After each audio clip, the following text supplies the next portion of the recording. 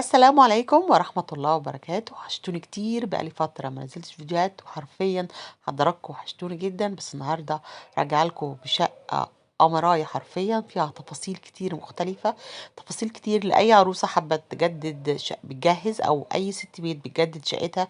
تاخدوا أفكار حلوة جدا من الفيديو ده. حطوا لنا لايك للفيديو النهاردة، واللي أول مرة يشوفنا في القناة يا ريت يشترك معانا. ونبدأ شقة حدائق الأهرام بتفاصيل حلوة جدا. المساحة حلوة قوي في الشقة، عشان كده كمان متقسمة صح. هنا كده مدخل الشقة بريسبشن.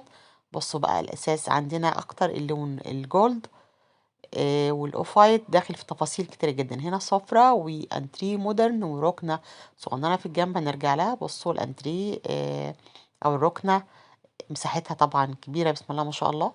هنا الترابيزة ستانلس برضو باللون الجولد، مع الشاشة بتاع التلفزيون. الأكسسوارز جولد.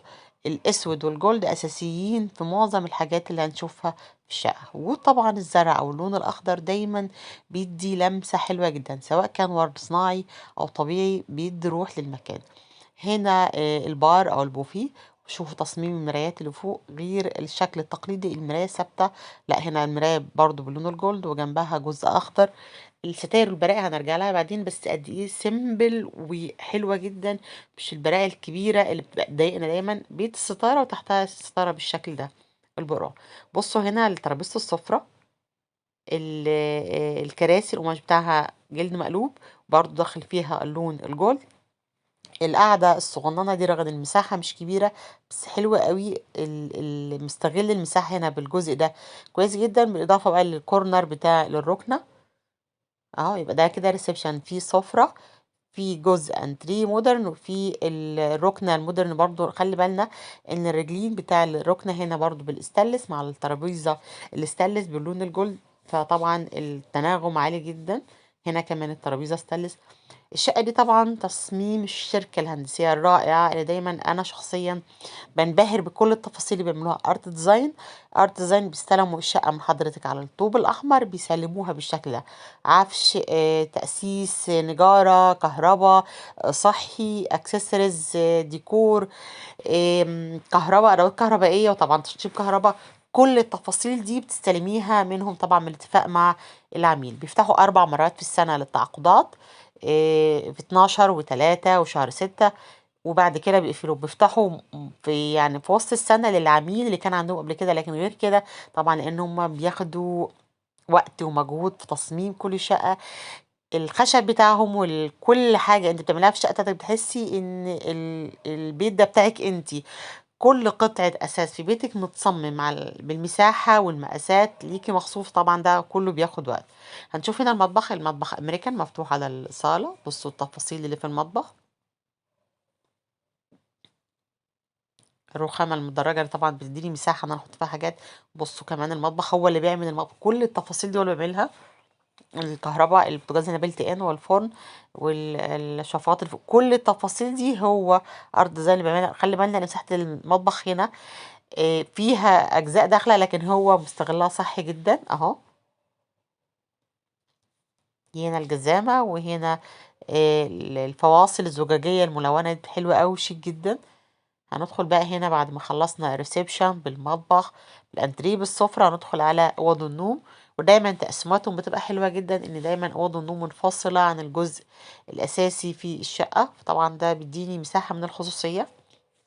لايكات كتير لفيديو النهاردة، لان فعلا حضراتكم وحشتوني جدا، وعاوزة الفيديو يوصل لعدد كتير من المشاهدين. هنا ده حمام، طبعا في اكتر من حمام في الشقة. ده حمام صغنن كده في الاول اهو. خلي بالنا كل حمام هندخله هنا في الشقة هنحس ان تصميمه مختلف، اكسسوارز مختلف، كل حاجة فيه مختلف. كابينة شاور والحوض ده حمام مش كبير. هندخل دلوقتي، طبعا في مفاجأة كبيرة في أوضة النوم. انتظروها بقى في الأوضة الماستر، حلوة جدا دي. وعندنا أوضتين أطفال.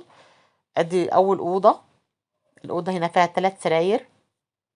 اه المساحة هنا مش كبيرة في الأوضة، لكن مستغلة صح جدا. بصوا كده، بساطة في تصميم أوضة الأطفال من غير تفاصيل كتير، يعني تعتبر أوضة أطفال، تعتبر أوضة شبابي. وأنا بحب دايما في تصميم أوض الأطفال إن هي تاخد شكل الشبابي أكتر، لأن مع الوقت الولاد بيكبروا مش بيتضايقوا من فكرة بقى الرسومات اللي في الحيطان أو اللي على السرير أو الخشب. لأ، هنا الأوضة سيمبل جدا تنفع كده وكده. وأداة الدولاب كمان عليه رسمة نفس الفكرة، وهنخرج منه بقى. وهنا مكتب في الكورنر، يعني حتى الكورنر كمان مستغل صح. يعني ده مكتب، ممكن كمان الجزء التاني يبقى كرسي، يبقى فيه مكتب تاني لو الأوضة فيها أكتر من طفل. الأوضة التانية بتاع الأطفال مختلفة كمان عن دي، كل أوضة فيها فكرة مختلفة.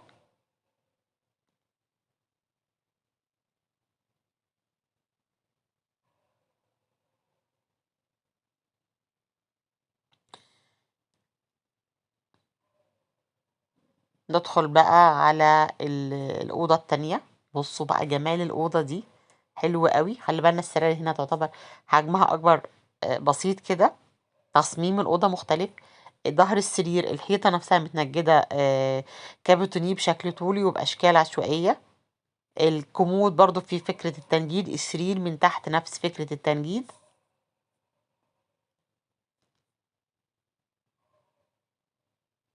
يعني ممكن بقى يبقى أوضة ولاد وأوضة بنات. تصميم الأوضة حلو جدا. بصوا الجمال، البرائع، الظهر، السرير، كل حاجة فيها تناغم مع بعضها. الفواصل كمان. بصوا فكرة البيبان هنا عاملة ازاي. طبعا لسه بقى الأوضة الماستر اللي دي بقى موضوع لوحده منفصل، وعاوزة رأيكم في التفاصيل اللي هتشوفوها في الأوضة الماستر. اللهم بارك، دعوة حلوة من قلوبنا، ربنا يسعد أصحاب البيت ويهنيهم ويسعدهم العمر كله، اللهم أمين.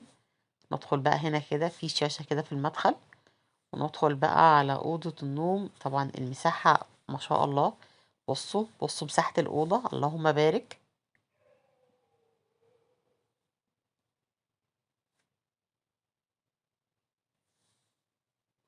ده كل ده الجزء ده فاضي. هندخل مبدئيا كده على الحمام. شوفوا التفاصيل اللي معمولة في الحمام، وبعدين ندخل الأوضة. طبعا هنا في دريسنج في الأوضة. الأوضة فيها أكتر من جزء. أدا الحمام، بصوا بقى جماله. الحمام طبعا فيه شاشة، في جاكوزي، في كابينة شاور، وحدة كابينة شاور.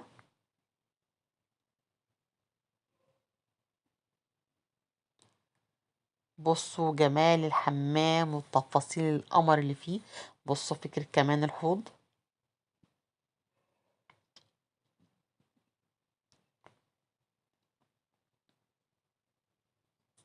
هذا الحمام والشاشة والجاكوزي. الحمام مساحته ما شاء الله، اللهم بارك.